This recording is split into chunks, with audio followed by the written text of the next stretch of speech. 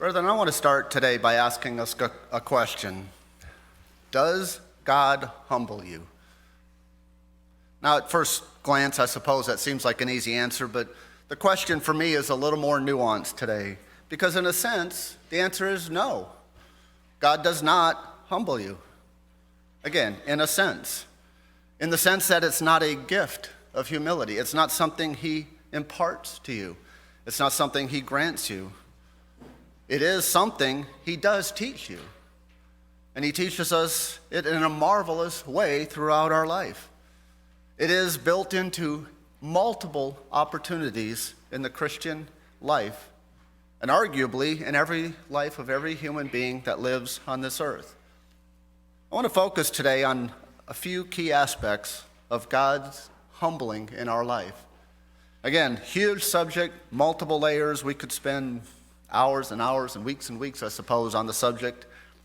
But I just want to talk about two elements: why and how. Again, and even those we're going to scratch the surface on. But why? I want to start today by giving you the complete sermon up front in about 3 to 5 minutes. We call it bluff at work. It's called bottom line up front. But this is where we're going to end up. Why does God humble us? Simply put, humility is the antidote to pride. Humility is the very thing God uses to get pride out of our life. And there is a direct correlation. To the extent you have pride in your life, you will not be humble.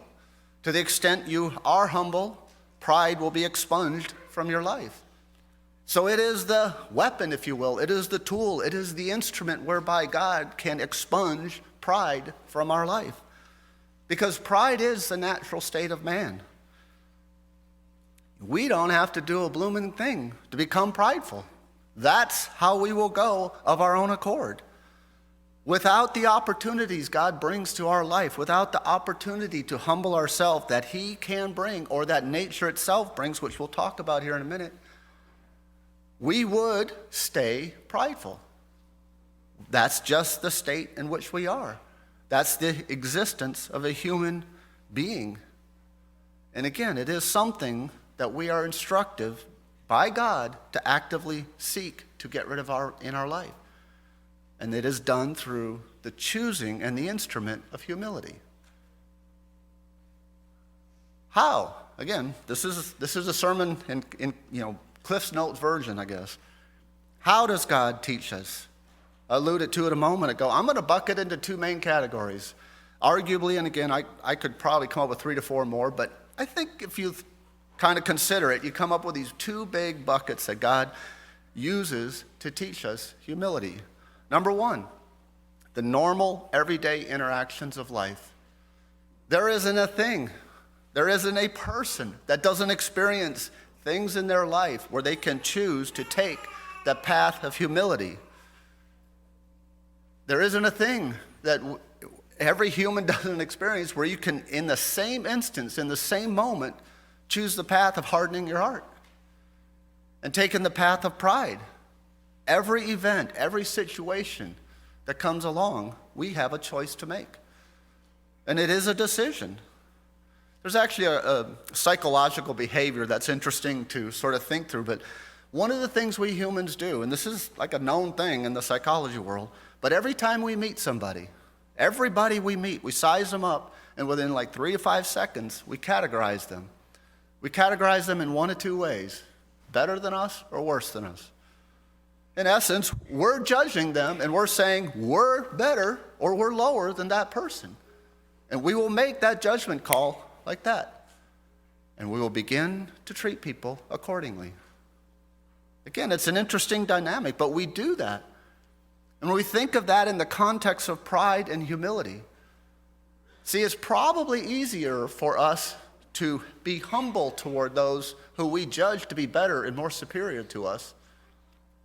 It's probably a lot harder to judge or to not express humility toward those we judge ourselves to be superior to. And every one of us does this. Everybody in this room, if you stop and think about it, you have probably categorized every other person in the room relative to where you are. And you'll probably look at them and treat them differently. What does God say to do? God doesn't give that distinction. He says esteem others, all others, better than yourself.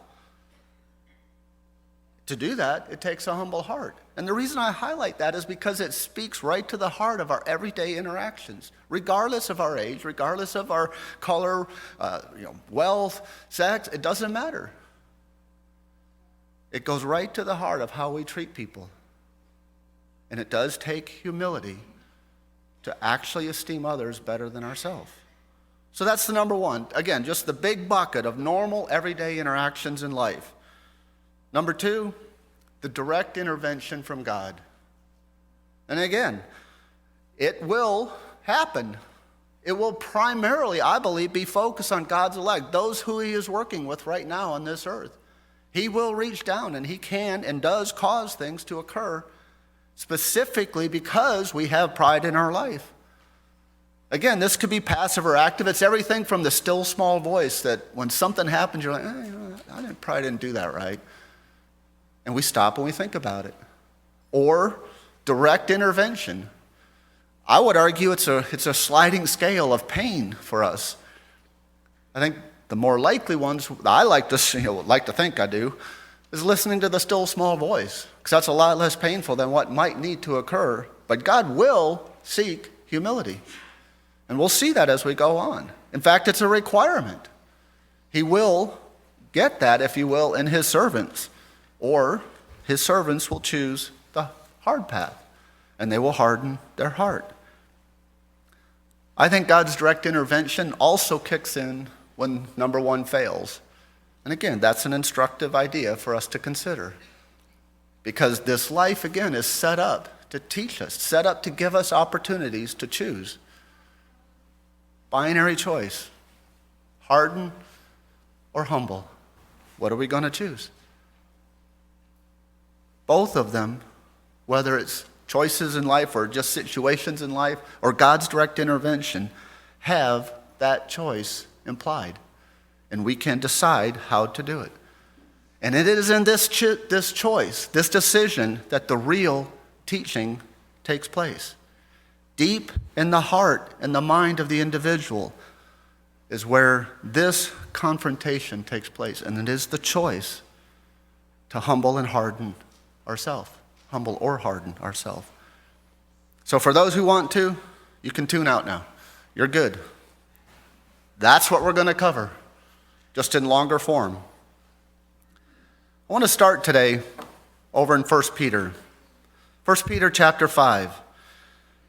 Because we get some great instruction. This is instruction to all of us.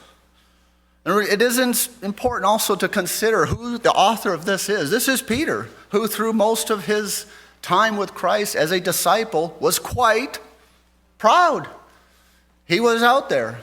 He was the one proclaiming, I'll never forsake you. I will never do any of these things. I will be here. None of this will happen. Christ says you're speaking the words of Satan when he did that. Again, it's important to remember Peter. 50 days or so after that moment of saying, I'll never deny you?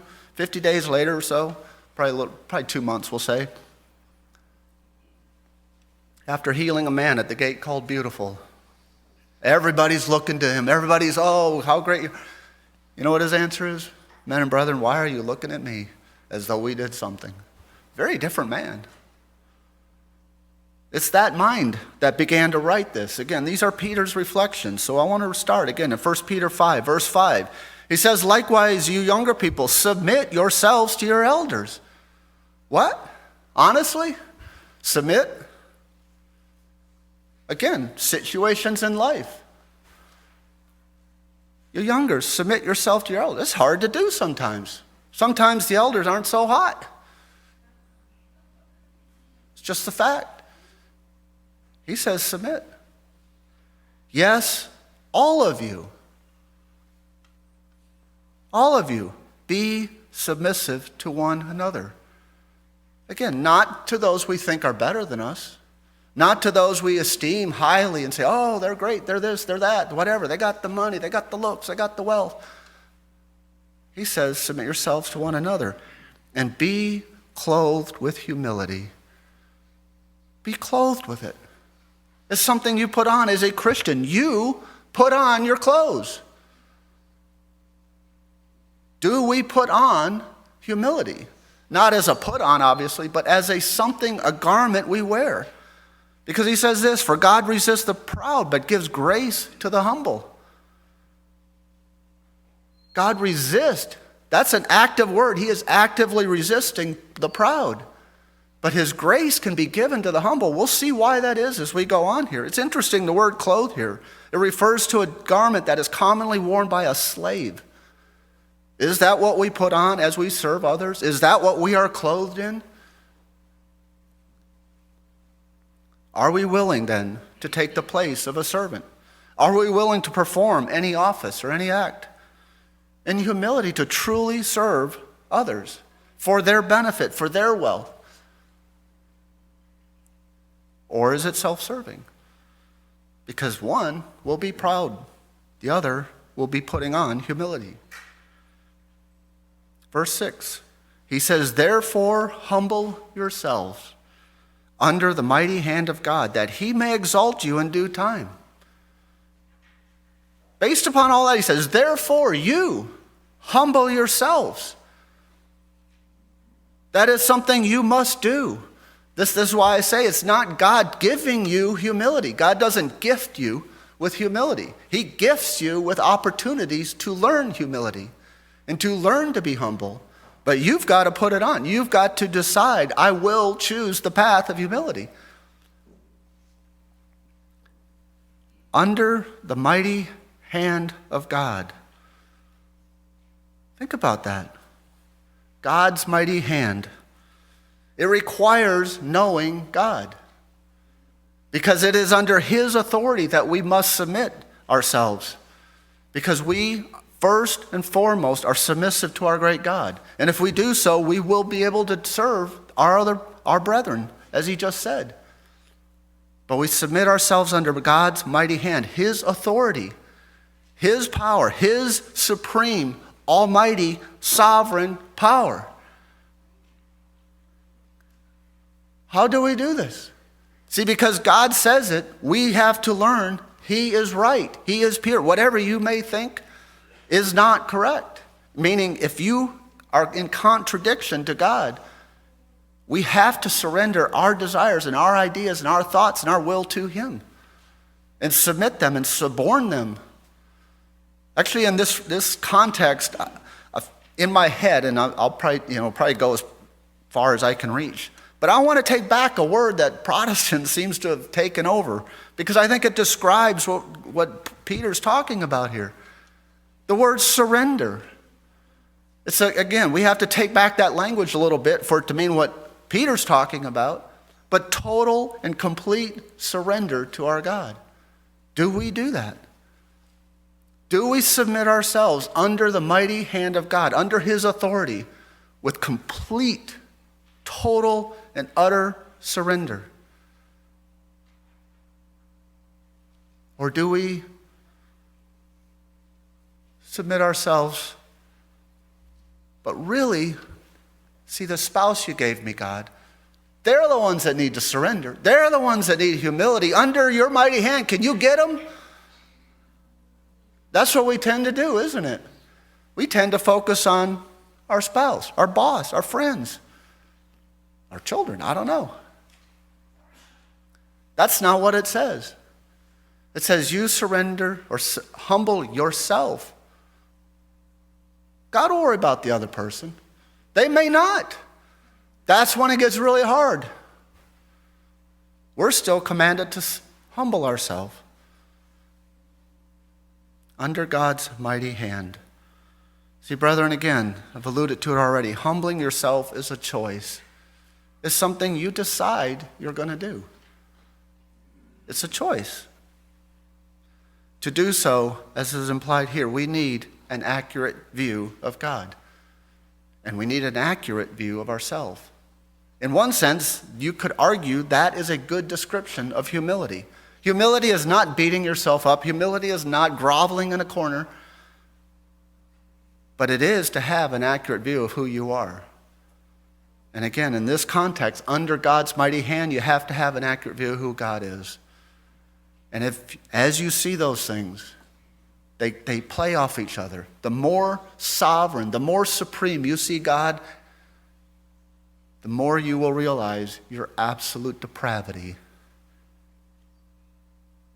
Your absolute depravity before God. And the more you see that, the more you see how sovereign He is. It's an amazing interplay between the two. But we have to have that accurate view.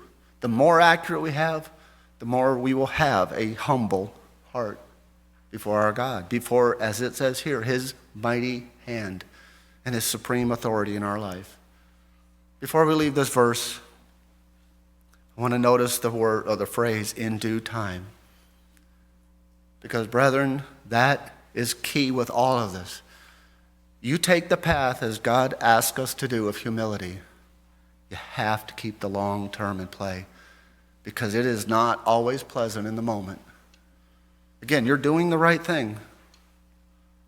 But humbling to the natural man is not a pleasant task. It is not something we go out and love to do. It's not something we'd go on downtown and Nashville and have a party over because we've been humbled. We have to keep the long term in play. Just for note takers, Proverbs 15:33 says, "The fear of the